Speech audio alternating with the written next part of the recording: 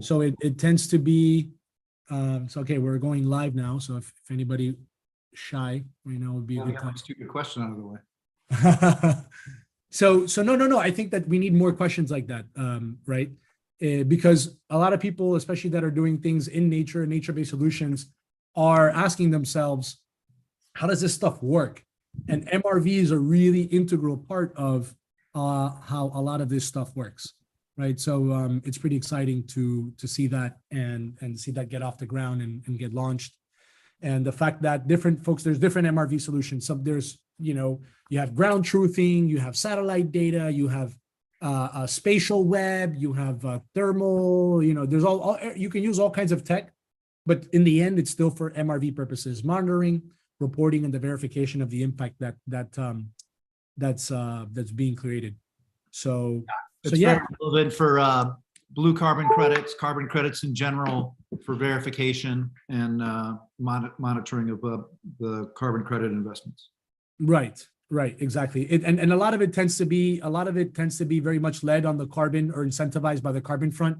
In the case of Aratos, who we were speaking to, and their clients are using this information as part of the work to do pre-feasibility study, right? What's a pre-feasibility study around our asset? What's there, right? We don't even know what's there, right? So yeah, that was kind of their goal, is to figure that out and monitor what's there, and then ideally pre-fund the development of some of these nature-based projects with the pre-sale of nature-based or in this case carbon credits or carbon offsets for the project, which I'm arguing, if we map out all the different projects that are happening within nature-based solutions, both blue and green, for those types of carbon credits, then we can help scale, proof the unit economics of those individually through, digitization and monetization, and maybe we can experiment that with our philanthropic arm, with the nature-based NFT collections that we're doing for specific projects, and then the people that are able to donate into that, right, for the R&D, the research and development of figuring out the unit economics, get some kind of incentive, right, or early access to participate in perhaps maybe a blue bond issuance or a green bond issuance that would be related to scaling that project, right? And instead of just using the carbon credit pre-funding, we use that pre-funding as a deposit down on the equity that's needed for the project finance. We get to sort of wrap that up and scale that in a larger scale, right? And I think that's kind of the idea, is how do we build, right? And that's, I think, kind of the goals of this consortium for the blue economy, is how do we, number one, get new solutions providers like them to join our club, and then having economic incentives for the club to integrate them, and members like yourself to also have a financial incentive to integrate them into your existing projects and in new projects.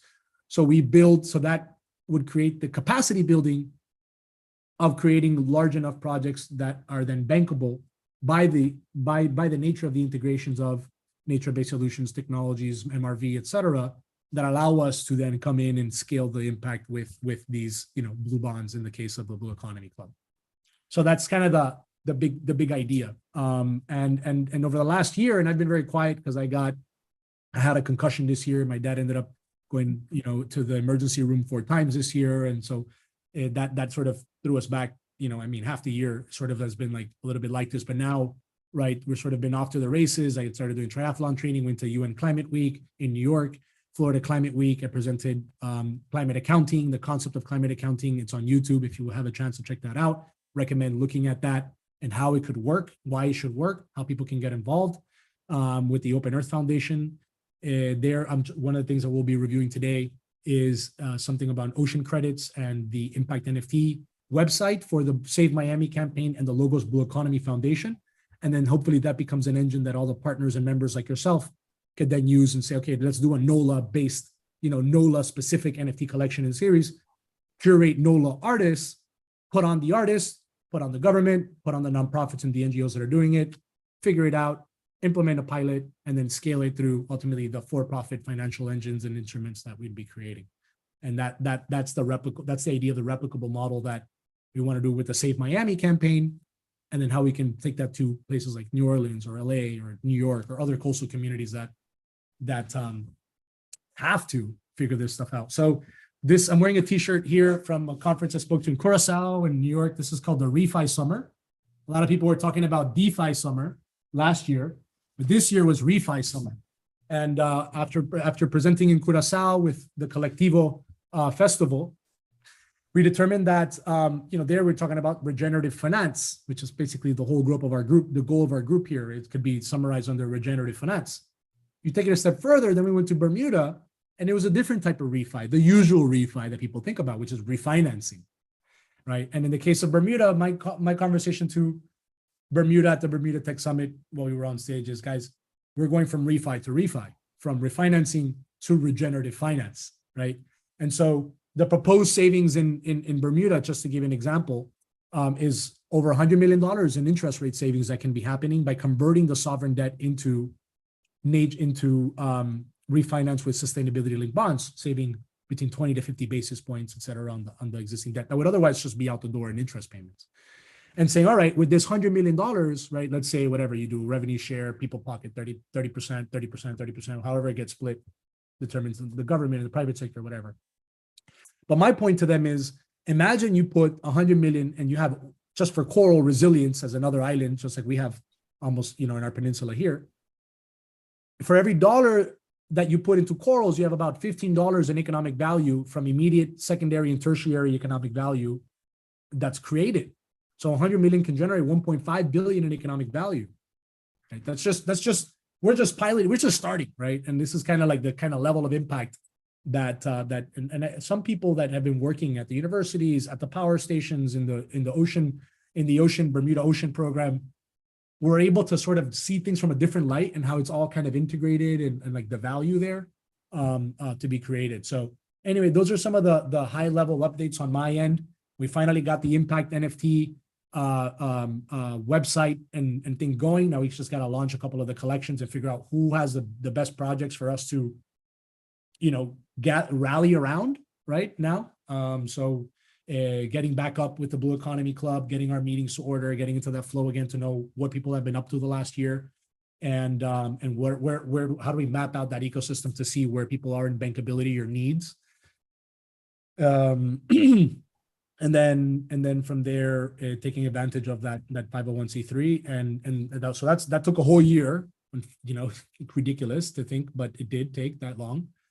Better late than never. And then the other part of it was these sustainability bonds, and we've partnered with Blockchain Triangle right now. There's a couple of other blockchain bond companies that we've had explorations and partnerships that we've discussions with, but I'm really working and really interested in doubling down on our relationship with BCT and the work that they're doing from sovereign refinance and the patents that they have on putting the sensor data from the ground and connecting that sensor data to the financial instruments, which is kind of like our whole shtick, because we want to build financial instruments that are transparent all the way through. So if you come to our website, you buy one of these blue bonds, you can see in real time where all our blue bond projects are around the world, the performance of those projects around the world. Right? Let's say, mangrove bond collection and that mangrove bond series, right? And Marbelis might have sensor data or report that she feeds into that near real time. So anybody that we crowdfund from, okay, maybe it's not a AAA rated bond, but AAA rated bonds don't have real-time reporting like our startup bond, right? Around this kind of stuff. So it's like, okay, maybe it doesn't fit with the existing financial system all the way to have the highest, but at the same time, we are coming at a super high standard in terms of transparency, data, quality of projects, and being able to ultimately touch where the money is going to and see the impact that it's creating in near real time. So that I'll stop there, and I'll give the floor over to Marbelis and Greg, which were just on the call with me talking about the mangrove situation. Last year, we did the coral drop together with the ocean drop project, which was part of this larger ocean collective. And I'm going to pull that up. I'll pull some information up while Greg and Marbelis talk a little bit. And lots have happened. Of course, I was just with the Seaworthy Collective folks catching up. Miami-Dade County has really organized themselves around Opportunity Miami, saying, hey, technology has gotten Miami in the last decade to where it's at right now in sort of this epicenter, capital of capital. That's nice. But what's going to get Miami to through the next decade into the next level of global leadership is the investment and business opportunity in climate finance and in climate investing in climate technology, climate tech. So I'm really excited that that's the narrative that's happening right now at a high level with the government. And we've been able to make progress with our Impact Academy, getting inroads into universities to train universities and professors on blockchain education and training and things, so that when we're ready to do a handoff to this larger open climate data system, people get it. They know what it is, they know the underlying technology, and they're more ready to sort of just jump in and take ownership of these open source type projects than are available right now. So I'll take a pause there. I'll pull up some things here to do a share screen. I'd love for you, Greg, to maybe look at doing a share screen when you're ready for your own update, video update, or drop a link in the chat so I can play your video on what's been happening in New Orleans, and then Marbelis, Greg, I'll let you take it from here with your thoughts on where we're at with the MangroveDrop, Greg, if you want to talk about the Coral Drop last year, for our Basel. Now I want to sort of talk about the Save Miami campaign and the MangroveDrop at our Basel this year. I've been asked to present at a climate panel, environmental panel on art with me, so it's very appropriate. And then maybe something with our friends at Bit Basel. We do a few pop-ups. So I'll end it there. Marbelis, Greg, and then Mr. Taffet, and then Mr. Delaney. I don't know if I wasn't able to get on camera last call. I don't know if I can do it this one. Let me see if I can. But I mean, I've been focusing primarily on Coral, and working with, some of the organizations down here in the Miami area. But I guess the biggest news on the Coral side is this week, for the first time in 4 years, there was a huge spawning of the coral down in the Great Barrier Reef, which is kind of wonderful. It's not curative at this point, but it is, wonderful to see that, there was a spawning for the first time in 4 years that was a real major event. On the other side, I think we're starting to hit a lot of legislative roadblocks that were put in the 90s to protect reefs that are now becoming a real obstacle to progress. Because with the overprotection, now that the protection has failed, people want to get in there and start doing something, but the laws are saying you can't touch anything. And it requires an act of Congress in 50 different countries to actually allow somebody with the proper training and the proper intent to actually get out there and do something. And that is becoming a real obstacle to progress. You have a lot of basic research going on, and you have a lot of named participants, but like a company I was working with today that wanted to do something in Barbados found out that every one of their people would have to be permanently named on their permits to be able to do anything. And if they weren't named on the permits, they could get thrown in jail. So if somebody was hired next week and not on the permit, they couldn't work on the project. So it basically stifles the company from doing any work because, they just can't guarantee a employment to persons, and that people won't move around. And that if they start something now and people move or quit or, have some lifestyle event, then they want to hire somebody new. Well, the new person won't be able to work, and it basically puts them out of business. So that legislative side needs to get adjusted all over the world. So that's basically my report. I'll show some work as soon as I can find a video and see if I can share screen and produce the video, but I'll take a look for that in a second here. Okay, that makes sense. And I think that this is a recurring theme. People like our member Albert Gomez has been telling me a long time. Silvio, you know, I know you've been on my case, for example, to give me more information on whatever the mangrove mapping project he was looking at and working with here in Miami for the last year. But he's like, there's no point in doing some of this stuff if our legislators are not ready to take action and decide how we can even move forward, right? How do we even do a pilot project, right? How do we, right? Marbelis, we have a similar issue with the mangroves, right? How do you, you know, there's a lot of rules and laws that now disincentivize people from planting mangroves because they can't trim them, for example, right? But like if you were able to prove that you're the one that planted the mangrove or you paid for that, you know, and you want to be able to have some maintenance of it.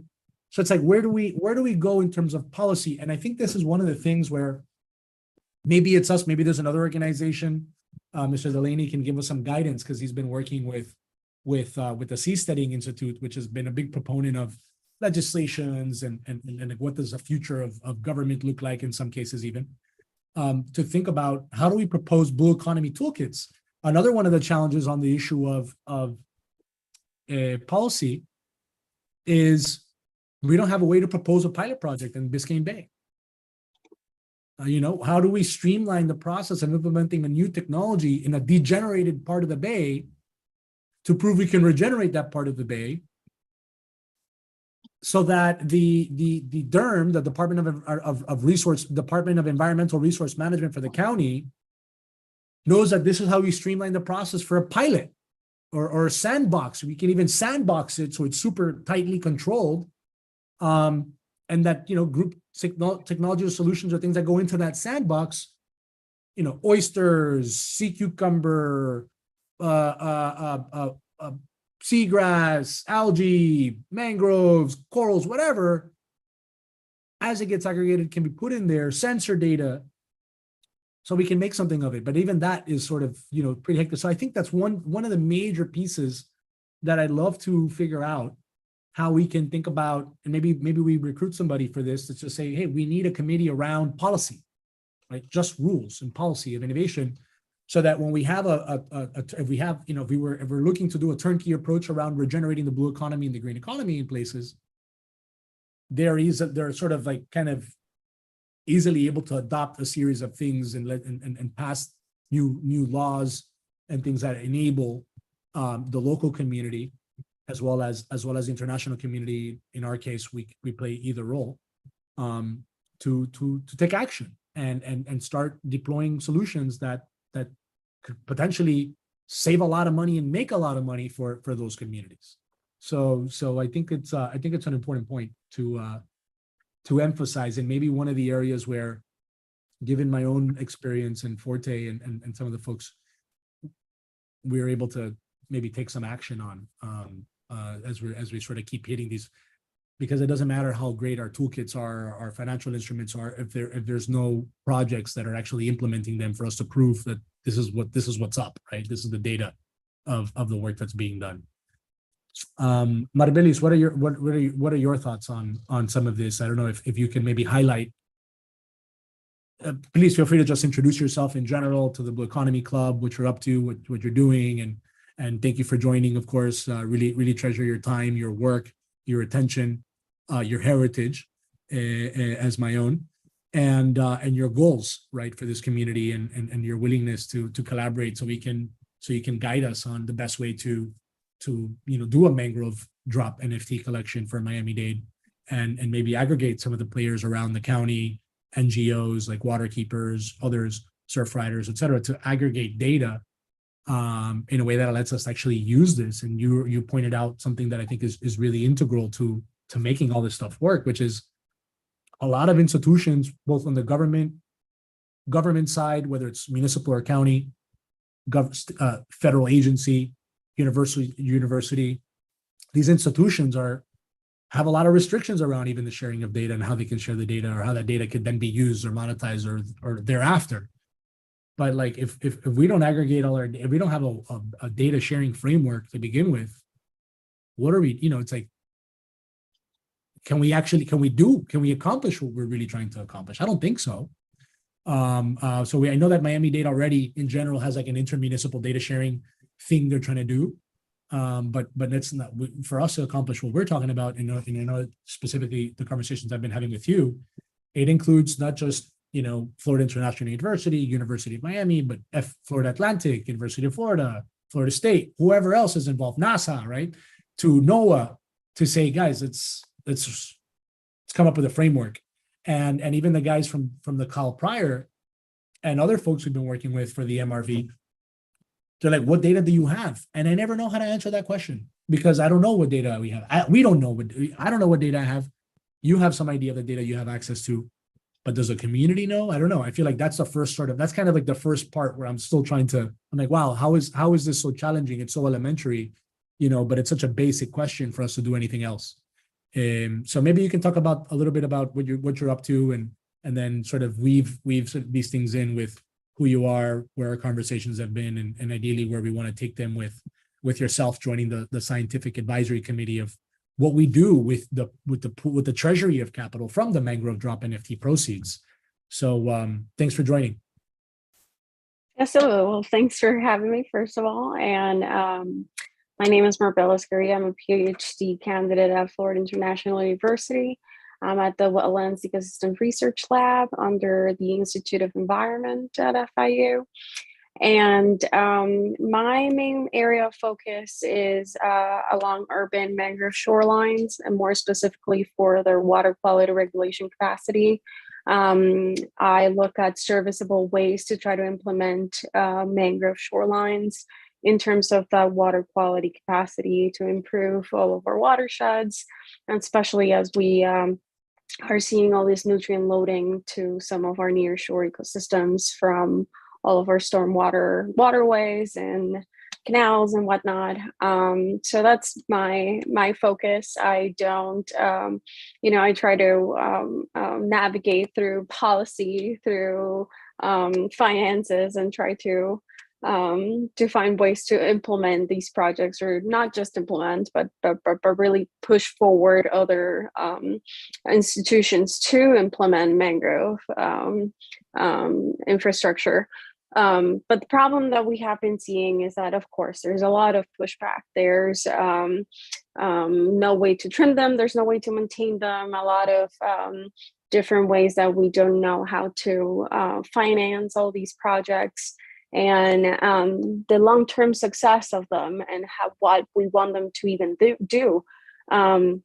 So in terms of what we have been seeing in the past, and I usually try to share the story of Palm Beach County, just because they have been doing a lot of those implementations at Miami-Dade. It's a little bit behind on when it comes to a multifunctional restoration approach that not only gives us a way to restore existing mangrove habitat, but to make it more sociably inclusive with our residents. So not just something that you just leave out there to not maintain, but more of a more angled infrastructure design that can give us more of a social aspect for recreational purposes, but as well to make them ecologically functional.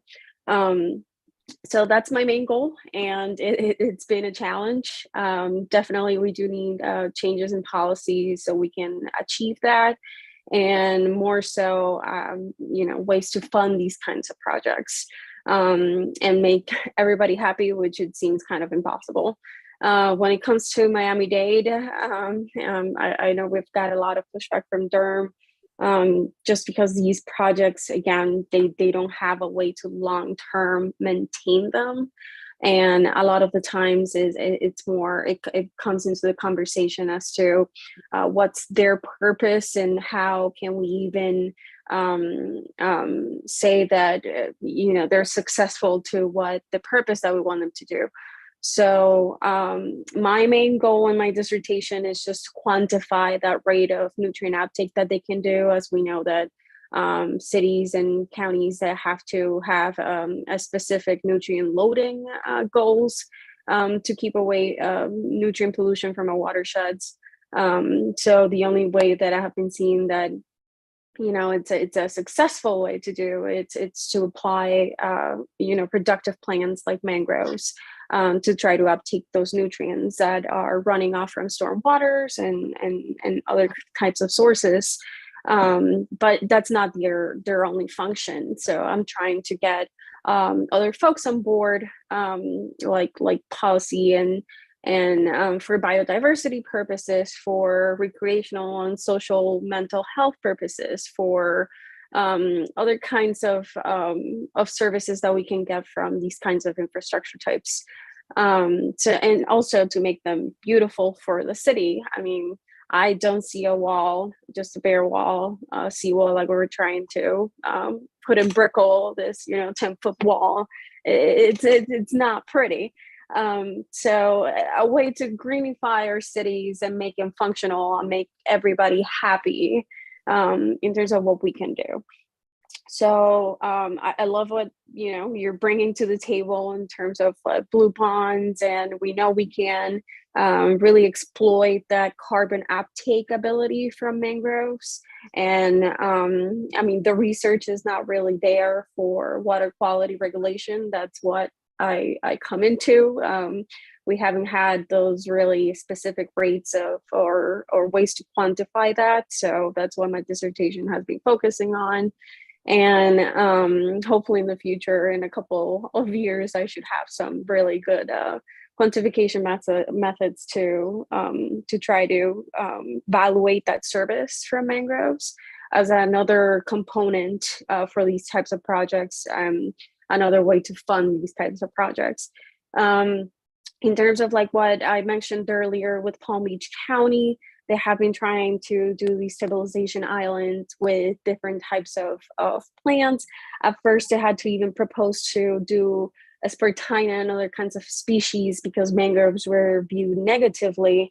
But funny enough, they colonized the aspertina, so now they're mangrove planters. They're no longer aspertina, or there's a combination of the two. But we're seeing that they're naturally occurring on our bare shorelines, or the shorelines that took away from mangroves before. Now they're built breakwaters and riprap infrastructure, and mangroves are able to colonize those rocks. Crazy enough, they can even grow on top of them with barely any soil. So it's really cool to see that. We've been trying to follow up on how much we can really make them grow on these types of infrastructure types, and how much does that mean for the city. Obviously, you know, the big thing that we just saw recently with the city of Miami trying to ban the planting of mangroves was their water views and their water access, and having residents, you know, not having those Biscayne Bay views. But the problem being is that if we don't have water quality improvements in Biscayne Bay, what's going to be the point of having a view? You're going to have really degraded ecosystem to look at in the first place. So we need to find ways that not only do we have the views, but we also have functionality on these shorelines. So that's my main goal. And you know, I do believe that with MangroveDrop and bringing this more to residents in a way that it could be beautiful with artists, and having the art really represent what we can do with mangroves in the coastal areas can be very beneficial to our city. Are you familiar with the Thousand Mermaid project? Mermaid, you said? The Thousand Mermaid project. No. Okay. There's a organization called 1,000 Mermaids. They're deploying artificial reefs in this form of sculptures. Some of them of mermaids, some of them of other stuff. Silvio, can I share my screen? Oh yeah, you've got it right there. I've Yeah. got it. Yep, right here. Yeah. And they recently deployed 10 of them off of Hollywood Beach. I saw that. And it has gotten tremendous public praise. So the art plus conservation seems to get public involved. So as you're talking about fancy seawalls, I think if you start saying art instead of any of the other words, and you put that together, you'll get a lot more reception. You Yeah, know, that's a very good point. it's the same thing, it's the same goal, but when you use the word art, now people, really line up behind it. There's lots of donors for it, and lots of people are saying what a wonderful thing this is, and whether it is or not is years before we'll see whether these actually act as artificial reefs and have that benefit. As you saw in the picture that Silvio showed before, it was just overgrown with algae. It wasn't really becoming a living reef, it was becoming a dead reef at that point. Hopefully, the corals will grow on them and the fish will be attracted to them. Because what we've learned recently, and I think it can be said it's almost common sense, is that, and you mentioned it before, that the whole ecosystem has to be restored. You can't just put the mangroves in there, you got to put the fish in there. You got to get the cleansers in there that will eat the algae so that the mangroves have the space to grow. You have to have the right fish in there that will clean the roots. You have to have the right crabs. You have to have everything else, to create the ecosystem so that everything will thrive and have the right actual benefit. So. Yeah, no, definitely. And that comes more from, you're mentioning really good points in terms of it's a whole ecosystem and restoration. It's not just the mangroves. But mangroves are foundational species. That means that they're bringing other types of species. So it's not the fish that they need to, clean the roots. It's more that the mangroves need to provide the habitat for fishes to even be on. So they're needed first. What's needed before even the mangroves is to get the water quality right. So in order to do that, we need to find ways to reduce our nutrient loading. And that's when it comes important to try to restore shorelines with plants. So what mangroves can do in terms of these nearshore ecosystems or nearshore shorelines, it's that they can uptake those nutrients before they reach these watersheds. So specifically from the example of Palm Beach County, they have a lot of nutrient loading from the C51 canal, and it goes, there's been a lot of sedimentation issues that they've been having with that canal as well. So what they have been doing is digging all of the sediment that gets deposited from that canal in those areas and creating the stabilized shorelines and islands with these types of plants that promote other types of species. So we have already seen that some of the planted mangrove shorelines have already colonized some crabs, a radish crab, fiddler crabs, and we have seen other fish species. So they have been doing other fish surveys and in combination with some oyster reefs that are beyond that shoreline that's been planted. So I think it's more of a combination of everything that we need to have. the problem with the mangroves in the shorelines is the not trimming. So how can we make it that, you know, they don't go crazy and start blocking everybody's views, which is basically our goal, is to change that policy so that we can say that planted mangroves as these engineered shorelines are way different than the naturally occurring mangroves of, let's say, the Everglades, like the ones I got behind me. So we know that we can limit their canopy growth, and what we really need is their root system. And to do that, we really do need to understand what we can do in terms of policy to trim them along the way, and you know, make them the shorelines more look like mangrove hedges instead of just wild trees. Makes sense.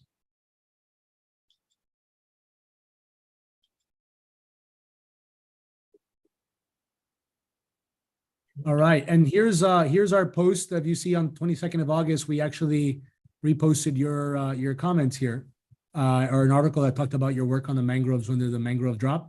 So if anybody's watching this, definitely check out the MangroveDrop NFT collection. Just follow MangroveDrop NFT on MangroveDrop on Twitter and also on Instagram to stay in the loop about what's happening here. So lots of impact to the corals and the mangroves, and obviously the integration of these two things to get together. Here's what it looks like in the Save Miami campaign. This is like the landing page we have with Doing Good. The idea is that some of these collections, let's say the MangroveDrop, could go, in any case, would be power the Logos Blue Economy Foundation, and then we'd, at least a proposal for now is, let's say a third stakeholders and NGOs, right? Like the management team around the mangrove NFT collection, a third scientific and technical experts that understand the mangrove situation and want to activate some of the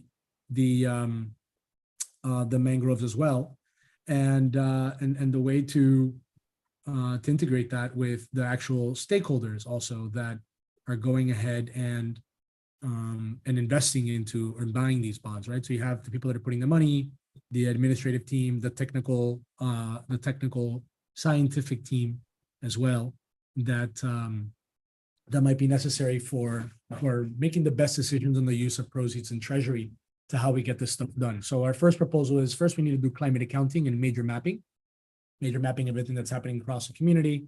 And then from there, after we do the mapping and get a framework to get everybody together, I think Miami particularly should be focusing on its bay and cleaning the water. Maribeli's just talked about all the benefits that mangroves provide to cleaning the water.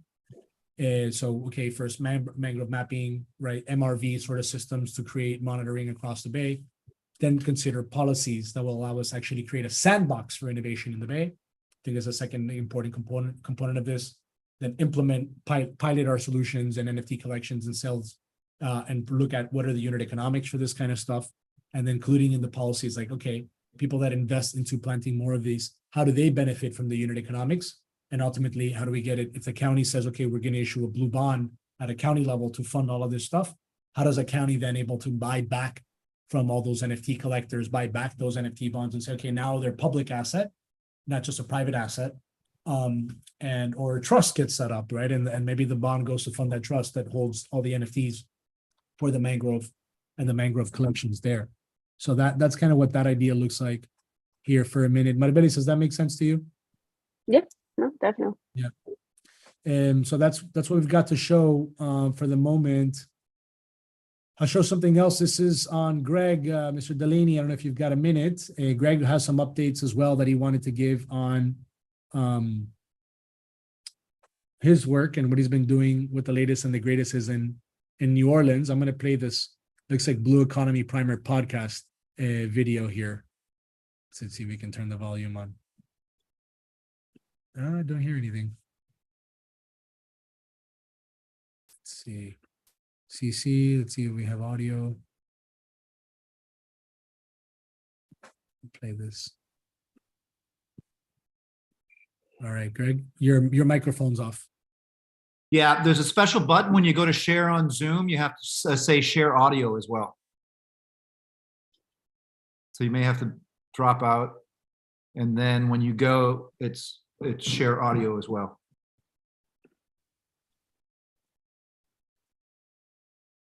You see it?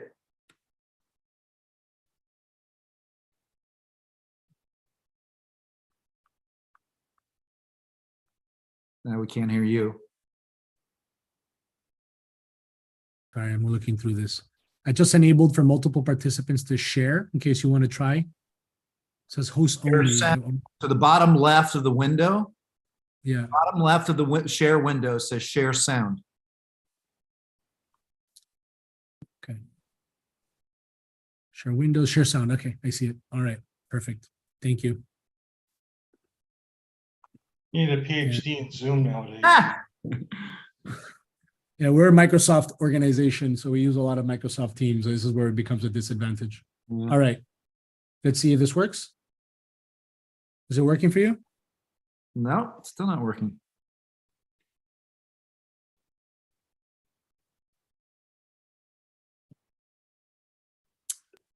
I can try it. I'll try it from my end. Okay.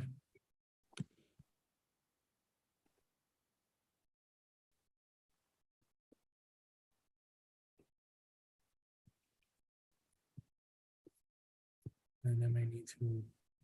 Okay, let's see here. Share sound.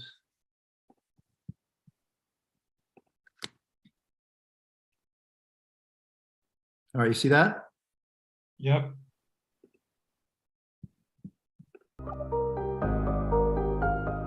Every living organism on Earth is dependent upon the health and well-being of our oceans. New Orleans-based Deep Blue Academy invites you to join us for the Blue Economy Primer, a podcast that brings together top planetary science, technology, and policy experts. Working on the front line, these leaders are empowering coastal communities to effectively adapt their day-to-day lives and local maritime economies to the shifting shorelines and disruptive impacts of climate change. Your host and New Orleans native, Greg DeLon, is an internationally recognized architect and urban planner, specializing in coastal infrastructure and the dynamics of the blue economy. Similar to how during the last century, the Louisiana estuary was an innovation leader developing talent and technologies for the fossil fuel industry, the region is now poised to become a key global blue economy hub.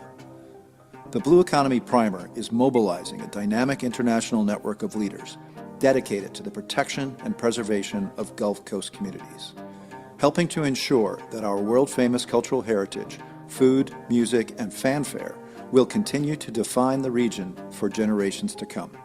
Come learn from the experts the practical tools and solution sets that will empower your community to adapt and thrive on this growing blue economy wave.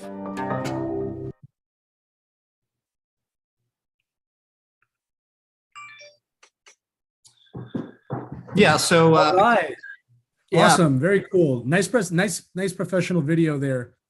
Greg Delane. Oh my goodness. And you never corrected me. So thank you so much for sparing me the embarrassment, helping me save face. Greg Delane, one of the luminaries, Delon, one of our luminaries. So thank you for that, Greg. What is that about? Tell us how long that's been going on. Yeah, and really just mission is- getting started. We launched the nonprofit just about less than a month ago. We've got some seed funding from a local organization called the Dan Lucas Memorial Fund. We've got a fiscal partnership with the Pontchartrain Conservancy that's basically responsible for restoration of Lake Pontchartrain and is now focusing on the larger basin, including the coastal areas. And the idea is that we're going to be bringing together top talent from all different sectors from around the world as well as locally to talk about all the things that really the folks in this community are interested in terms of different technologies and policies and the potential for mangroves or other types of oyster reef or other coastal restoration, but also, again, policy stuff could be mariculture, aquaculture, blue bonds, everything. So I think it's really wonderful to be back in touch again. It's been a while for me, and just listening to Silvio and Marbelli and Greg talk about what you all are up to. It's clear that it's a time to reconnect. We're talking about a lot of the same things here, and there are things that I'm trying to promote and get conversations started on. And coincidentally, I was this evening at the New Society, which is spelled N-I-E-U-X. That's how we spell things here. The New Society, which is a local NFT group that launched their efforts with their 504 NFT with a local artist. 50, that's named after the local area code, and there were 504 limited edition, each one unique NFTs. And by buying one of the NFTs, you became a member of the New Society. So I was there this evening as a member, speaking about pretty much what's in the video, explaining what is blue economy, what's already going on here, what's going on in other parts of the world. Actually, on the network diagram that I showed, I showed the Sea Change group out of Miami. So what we're trying to do with the Academy is a research and education side to, with the podcast, build this narrative and get people familiar with all these different concepts and the great work that different blue economy and blue technology communities are doing around the world, and connect the dots here on everything from offshore wind that's starting to happen out of New Orleans. The beach at UNO is their innovation campus, where they have a new wind energy hub and a new energy nexus group. Tulane has a river and coastal science and restoration department that just came into being a year or two ago. So they're building out that new department at Tulane. So there's all these things going on, and we're trying to shed some light on those and attract talent and investment and new solution sets to Louisiana. And certainly in that context, to build a network with Miami and Amsterdam and the Bay Area and all the other great places where interesting things are going on, so we can share ideas and move forward. So a couple quick comments. It's interesting for you all, mentioning about policy and policy as an obstacle sometimes.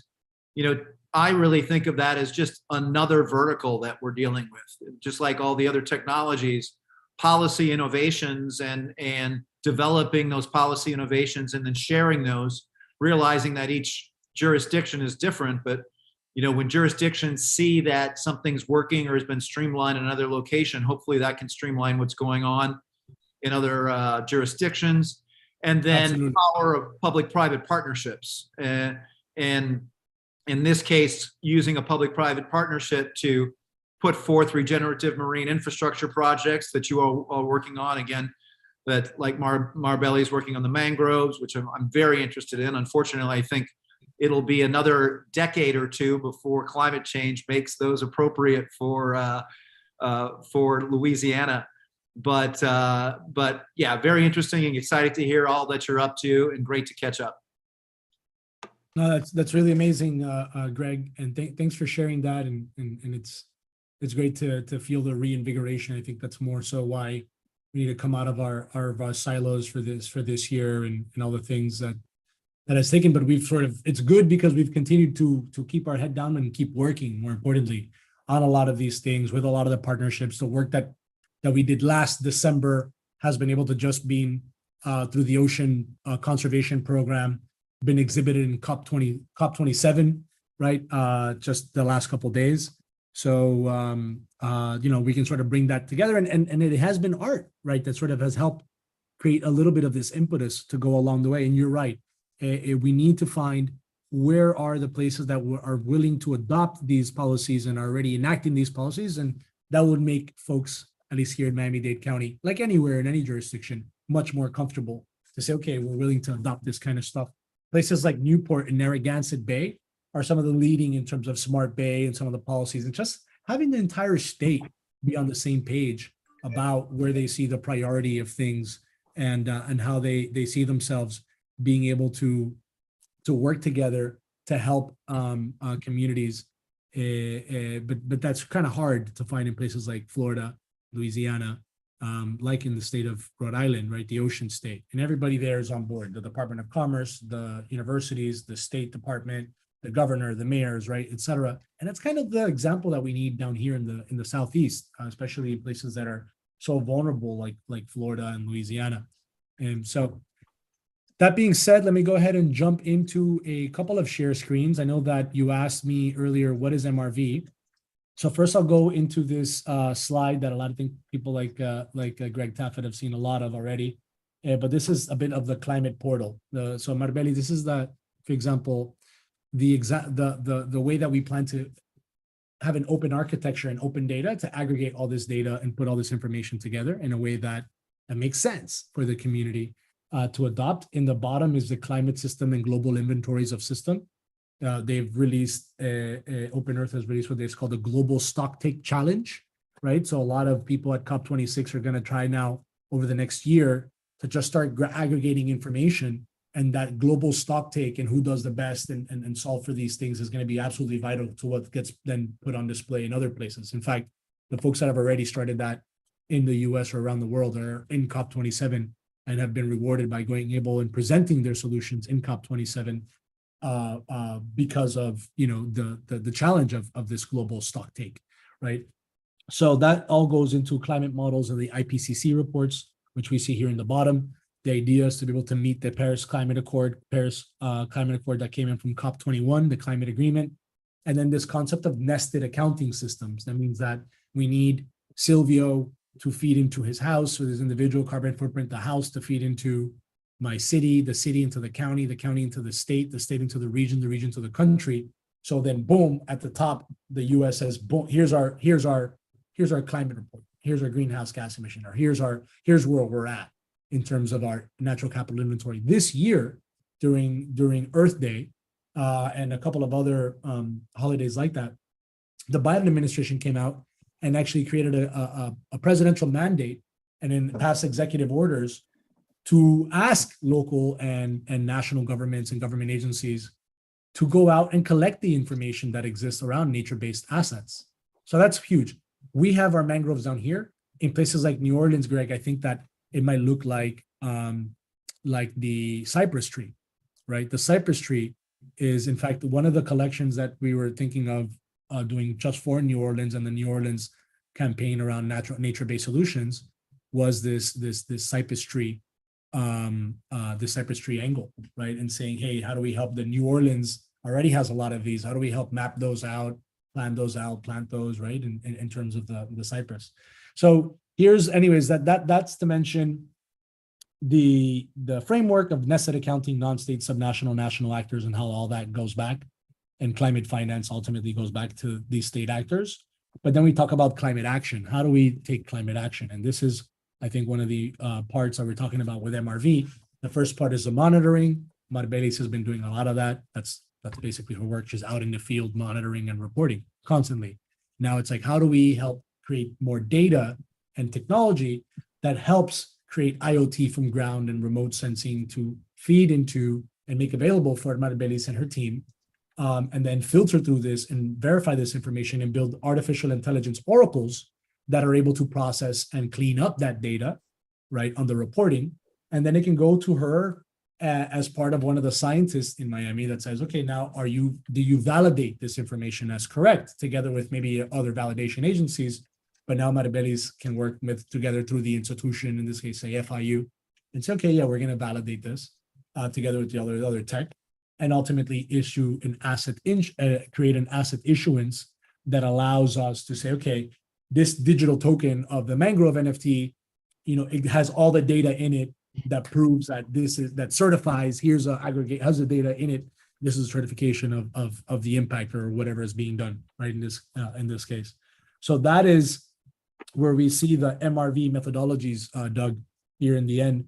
MRV monitoring, reporting, verification methodologies tend to be included in that, right? And then we think about emissions mitigation and adaptation schemes that could be done, plus that climate asset into other areas, aggregate the data, governance, emissions recording and offsets, and all the whole climate markets, right? How do we get those climate markets networked together to work together, right? Again, same issue we're having here at a local level, but now the global markets and exchanging of data, on the climate markets. And ultimately, right, the goal of the Blue Economy Foundation and Logos Capital in general is to then be able to act as a climate bank or a climate credit union and issue climate-related instruments that help scale climate finance and climate-related, disclosures and financials and projects, for that matter, to then bring it back and support the project developers and bring in the investors. So that is at a very high level how the kind of system gets integrated and would look together with some of this stuff. And then the other part is looking at some of the other data that's been reported that we've been able to parlay or continue to develop from the work that we started last year with the Open Earth Foundation as part of our Coral NFT collection and our Coral Drop as part of this Ocean Drop. And it's this paper on marine ecosystem credits and how do we get the marine ecosystem credits rolling. There's still an open comment period that we'd be very open, and eager to hear your thoughts and comments on. But the idea is that the goal is how do we get to 30% conservation by 2030 of the oceans, right? And to get there, the oceans are a huge part of that conservation. You need green economy, right? Which we've been proposing, big proponents of the last 15 years, Logos Capital, particularly the last decade. And in the last sort of 2 to 5 years, really doubling down on the largest part of this, which is really the oceans.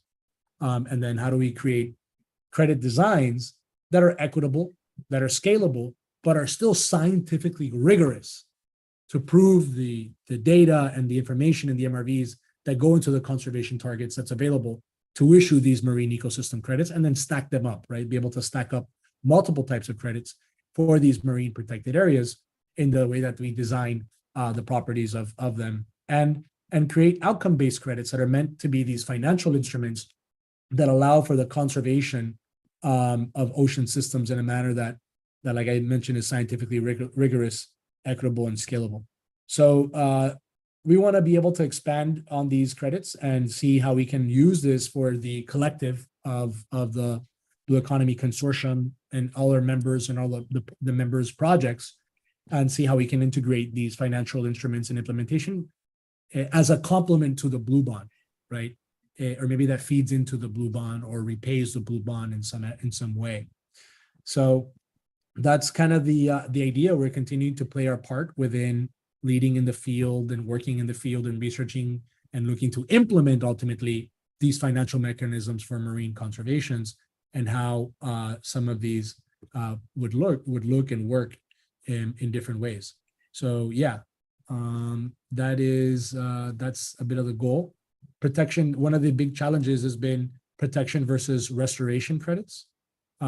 So we can see that some of that information here is around conservation priorities, right? And how we get those conservation priorities off the ground. So the protection credits, oops. This is a bit of that research that refers to the conservation and the mitigation as the goal, right? Mitigation being, fisheries management, NGOs, and all that can do, refrain, reducing, restoring, and renewing, this whole concept of regeneration, right? And the different levels of what that means and what that could look like for the work that we're trying to get done, and why we need to think about ways to create financial incentives and mechanisms that allow us to go into that area of protection and restoration. So what is that? What is protection? What is restoration? Here are some measures taken to avoid creating impacts from the outset of doing one thing that doesn't necessarily do the other. Protection typically refers to, avoidance and minimization of the impact that's being done. And measures taken to reduce the duration, intensity, or the extent of the impact. And ultimately, restoration refers to the measures to rehabilitate the degradation of the ecosystems and restore these clear ecosystems so that they can, any harm or exposure of the impact is completely avoided or minimized. And then ultimately, measures taken to compensate for any residual adverse impact that cannot be avoided or restored through things like offsets or a net gain, net loss or a net gain of biodiversity. The marine ecosystem credits, this is an example of the baseline, right? Why we need to baseline some of the data and having a high baseline relative to a global benchmark of protection and restoration, and what that looks like, and the payment schemes based on the credit. So different credit types like carbon credits, right, which uh, Greg and I have been talking about, right, not just carbon credits, but blue carbon specifically, right? And what's the difference between the two? How do you create the right pricing between the two? How do you create the right market mechanisms and matching mechanisms and market making for those two? Which is very much pipeline. It's a pipeline issue. How do we get more projects in the pipeline to get there? Plastics credits, when the and how they relate in the theme of protection versus restoration. For protection, there's really no applicable plastic credits. For restoration, it's just a removal of tons of plastic from marine circulation, right? Things like beach cleanups and being able to reward users of the beach cleanup with our oceans tokens, being able to then use those oceans tokens to claim the right kind of credits, like plastics credits, because we know that, hey, you've taken this much plastic out. So then we're able to now gamify this is where the gamification element starts to come in. Eutrophication in the protection is programs that enforce regional and multilateral laws and agreements around nutrient runoff.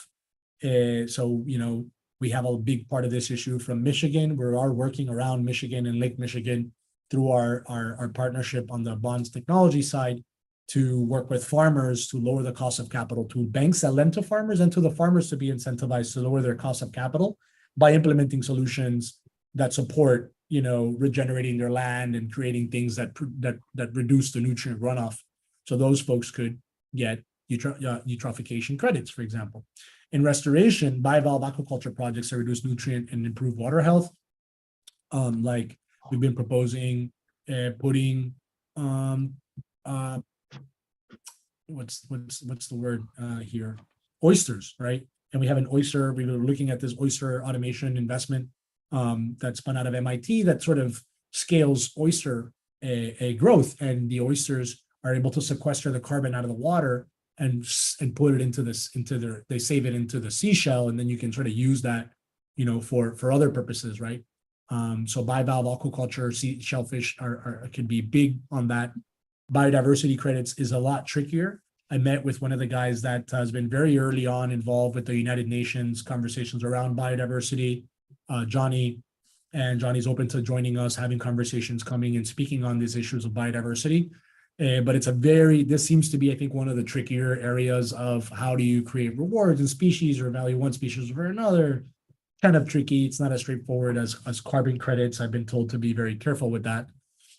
In the claims of protection of habitats of high biodiversity indices and indicisms, like at Coco Island Marine National Park, that in and of itself could give you an example of the protection. Or restoration is reinsertion of other species like coral planting and kelp, right? That can increase the habitat's biodiversity. Bull kelp, for example, reforestation project in Puget Sound, USA.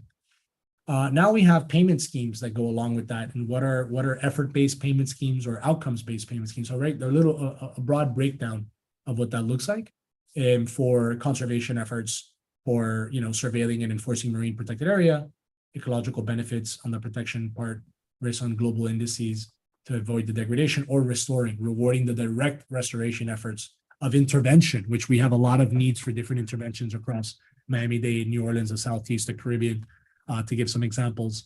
And outcome-based finance, which is like the original water bond that I was really inspired by, the DC Water bond, was an outcome-based financing. So we are able to go and raise the money from foundations and others that front the money. And then the county, in this case, that's just to throw an example, the Miami-Dade County says, all right, guys, if you're really able to do what you claim you can do, we'll pay. But you have to prove that you can do that, right?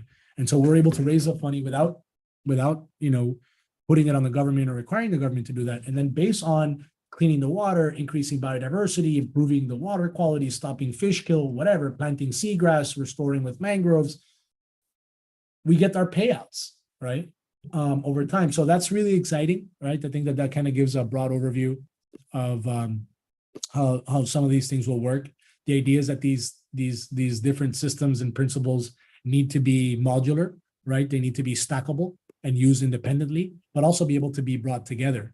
And the digital MRV systems also need to be claimed, right, within a defined area, right? Like within this light blue area that you see here, for every number of N carbon credits claimed, an independent, MRV, again, measuring, reporting, verification is conducted, that takes additionality of third-party overseas. Just to change it up a little bit here, Marbelis, can you talk on the point of additionality and what additionality means? Is that something that you consider in your restoration and conservation projects, or some of the conversations that you've seen had? Additionality in terms of what exactly? So what does it mean if you're able to,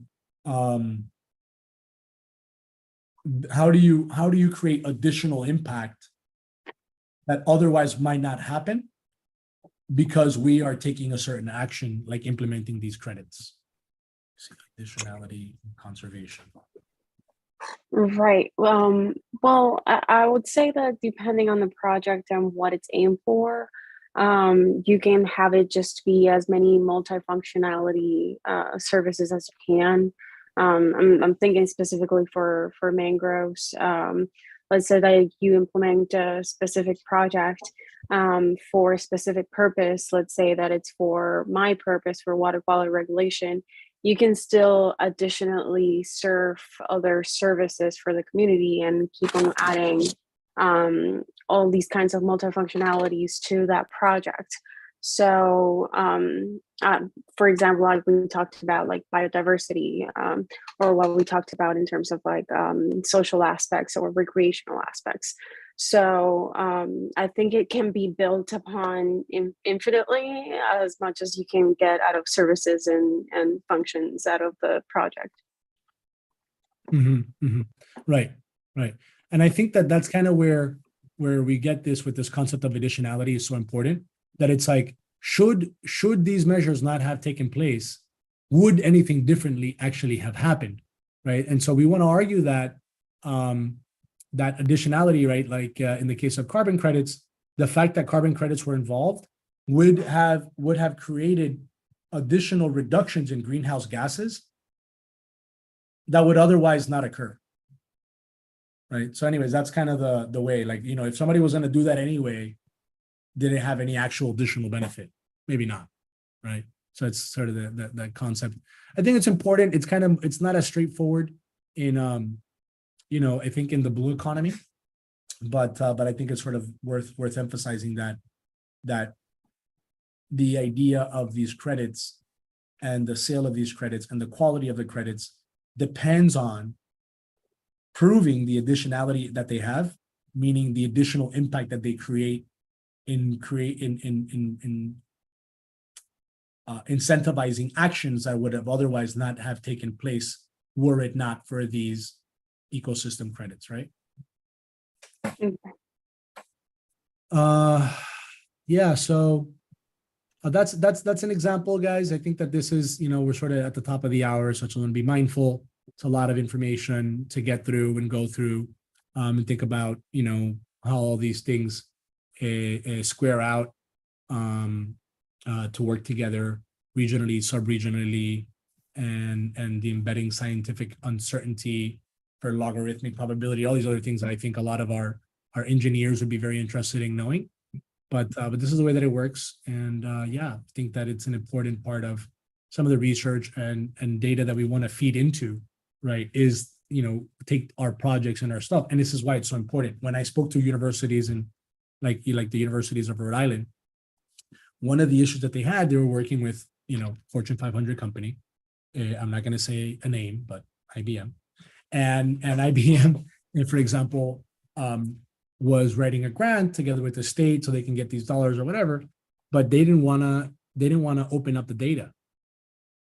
And so, researchers at the university or professors are like, well, if we can't publish our data, and once you get your PhD, it's all about how much do you publish, right? And then those researchers and the university can get more money too to continue that work. But if they can't publish it, then they can't. So that there's a virtuous loop, right? That if we can remove the scarcity mentality of like, oh, we paid for this, so we shouldn't share it, and say, well, there's there's something broader here that we're trying to accomplish, and everybody can continue to get more grants because now you have more data to work with to begin with. It makes it super interesting, right? And again, you can see that a lot of these digital units, digitize information, the credit in the units, create a digital token, particularly a dynamic NFT, to encapsulate the credit framework, right? Much like we want to incorporate the information of who planted the coral, where was it planted, how was it planted, what type of coral was it, right? Take a GPS location, show us a selfie, Greg. And then at that point, boom, you include that information in the coral NFT, and now you can go and verify it. Marabelis can then say, hey, yeah, this is the coral NFT that I bought. It's in such and such location. I can go and verify it myself. Or Greg, vice versa, can say, I'm gonna buy this MangroveDrop NFT, and now all the information that goes around the proof of existence or proof of mangrove in this case, just like we have a proof of coral, the proof of mangrove exists within that non-fungible token or dynamic non-fungible token that includes the properties and the information for the holder of that information. So, yeah. So I'll take a pause there. I know it's been a bit long, a meeting, a lot of great updates, a lot of exciting things to share on what's needed, how all this stuff can work, why we're doing what we're doing, how it's all going to work, how is it going to be integrated, who are we working with, why are we doing it, what's the next step. I think that this is ideally, and now that this is all open information, feel free to share this information with whomever, because we need more eyes on this. We need more opinions. We need more pushback. We need more challenge and more people to say, hey, you're overlooking this. You forget to comment on this, whatever, right? I don't know everything. None of us really do. We really need all of us to come together here. And I'm just doing my part here on what I think is necessary knowledge and from geeking out to bring back to our community and figure out ways that we can implement these things ultimately to get going and to scale these solutions. So that concludes my update. I think if there's anything else, I know Doug just joined the call. Doug has been one of the musicians and artists and organizers looking to support our Save Miami campaign and get the word out across different sustainable development goals. We want to create a different SDG through the Save Miami campaign, bringing Art Walk back to Miami through Wynwood and Brickell and downtown, display augmented reality. If you go on our Logos Capital page and you look at live videos that have been displayed, the last live video this November, I think it was this week. Yeah, this week. Where I'm talking about the Save Miami Advisory Council first meeting. That's where I'm giving everybody these reports and these updates so they can take a look at them and check it out and tell us what they think. So yeah, this is how a lot of all these things will come together. It's pretty exciting just to be doing our part, but ultimately we need to make sure that we help the rubber meet the road on and how this stuff can get done and how this stuff can get funded and how we can exchange notes around philanthropy to see, hey, maybe there's a few major this is a major project we're proposing. This is a major project that is to not supplement, but replace the $8 billion seawall proposal that the Army Corps of Engineers was looking to do. So we should be thinking about at least an $8 billion budget for ourselves, thinking about nature-based solutions and climate accounting and all the different value that it could have. And Miami is perfectly suited for that kind of stuff right now, right? So that's, I think, some of the challenge, right? Just got to educate everybody around what it is, what it isn't, and how we can get involved. And I think maybe the best way, like Greg was echoing to us earlier, is use art and use art and entertainment to create edutainment, and that should help us sort of get most of the community on board. And that's the only way we'll really be able to accomplish these things at scale. So good. Thank you, Silvio. Thank you, Greg. Appreciate it. Doug, do you wanna comment on anything before we end the call with Yeah, absolutely. Yeah, absolutely. Hi, everybody. Sorry about being late. I didn't get the memo in time, but I'm here now. And I've been listening to everything, and I just like everything that's going on with the State of Miami campaign. Especially, I know with the water bottle project, and we got to think about, especially now that Art Basel is coming back to Miami, and I think it's one of the most wasteful times of the year in Miami, just because you have so many people, so much money, so we really got to even if it takes everybody just bringing the trash bag out when they leave out, it's just like simple as that, starting that so small. But we got to make sure that we get some. I would love to kind of get. I know it's so short notice, but just the recycling element with the yachts, the balloons. And I know Miami's really good for that. I have to give Miami credit. People don't give Miami credit for that part because it is an excess.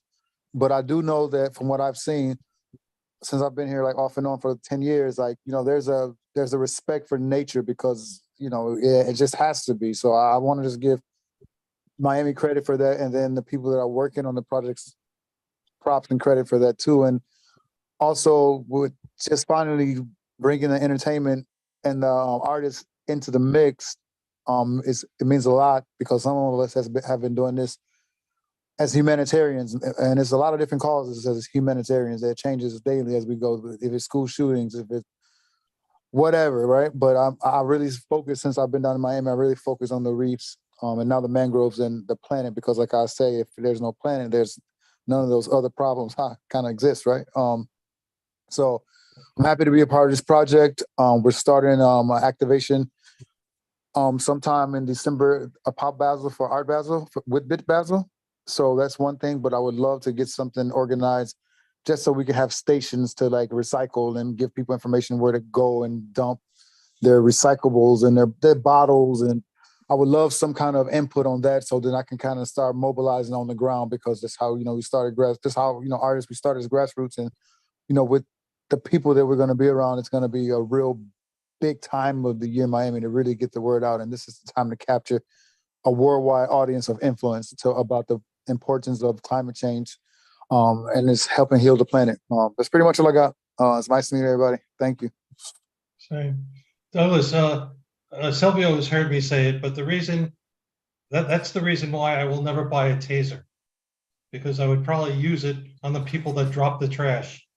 I think we have this totally backwards of showing people that will clean up after they make a mess is training them the wrong way. And I don't know yet the right thing to do, and I know that buying a taser is not the right thing to do either, but we've got to be able to train people to take their trash or recycle or reduce or throw it out, so that we don't have beach cleanups and all these other things. It's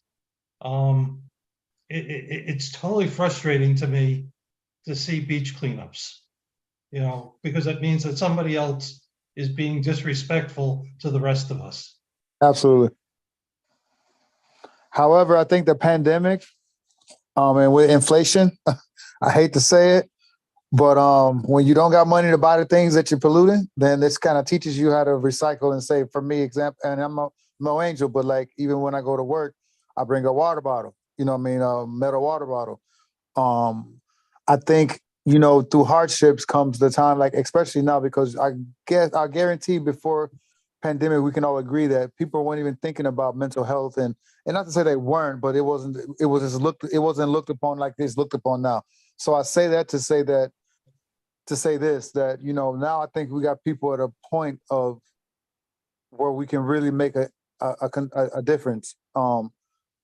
And just because a lot of us are without now, like especially with food shelters, and now people are starting to grow in their front yards, and it's a lot of different things. So I hear what you're saying, Greg, but I think now hopefully we can start that process. It's not and I agree with you, not picking up behind people, but just like you said, edutainment and educating, just hardcore educating, and it's nothing, or putting stations and just reminding people like, yo, this is our plan. We got 2030. I think that is nothing wrong with I just don't think nothing's wrong with, I remind my friends all the time, some of my friends remind me, like, it's just the thing that it has to be part of the conversation every day.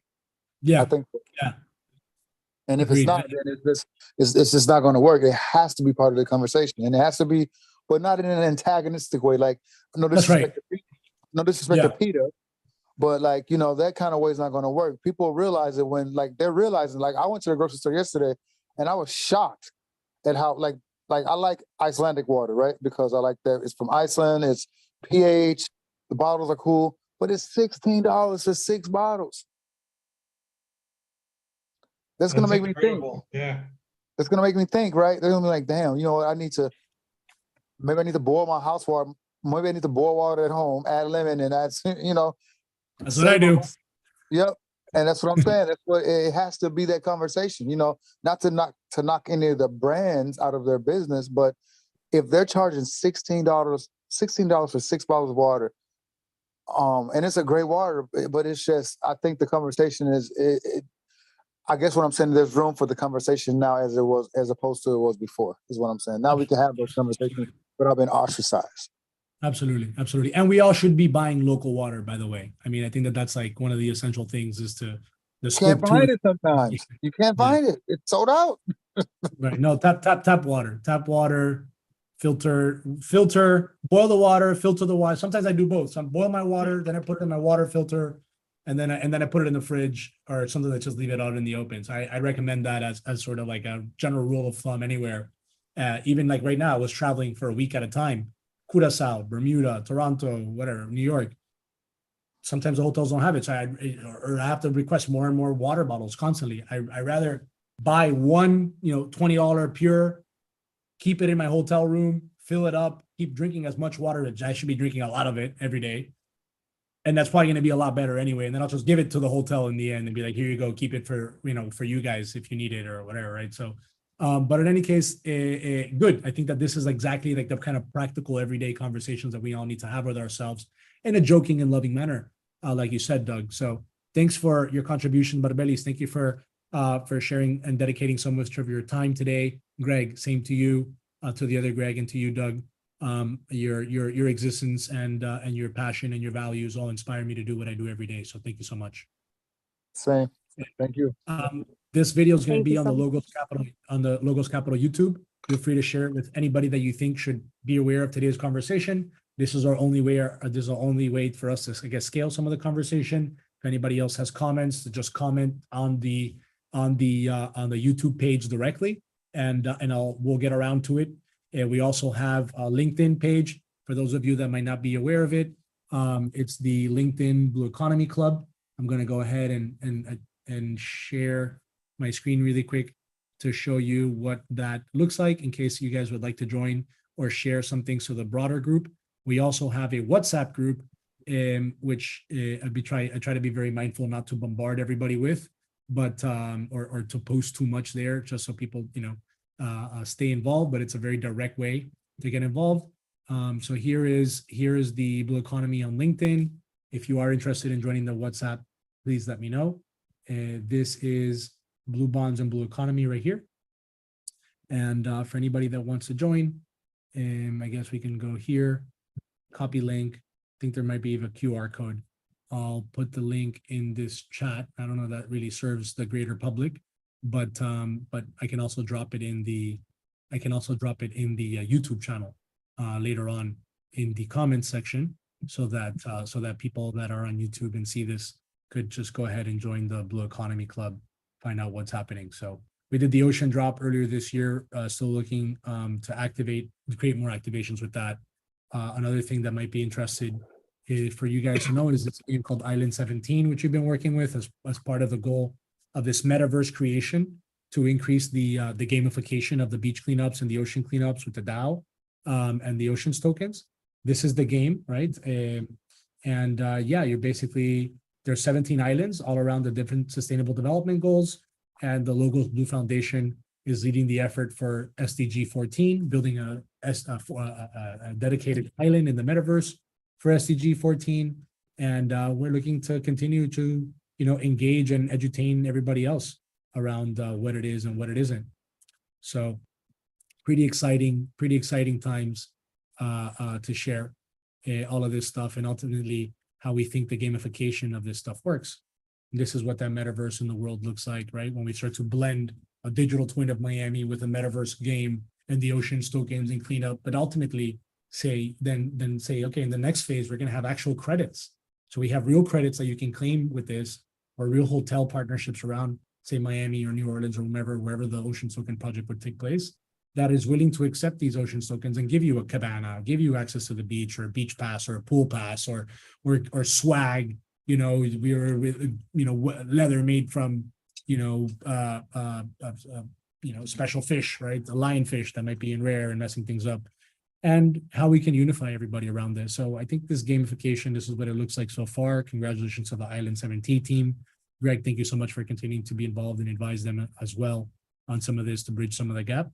But yeah, so a lot of great things in the works, all sort of coming together. And thanks for playing your role. And until the next time, any suggestions on a time, maybe around this time, if this works, just write it, comment it in the group. I'll post a video, post a link to the LinkedIn group. And thank you so much for everything tonight. Take care now. Bye-bye. All right. Bye.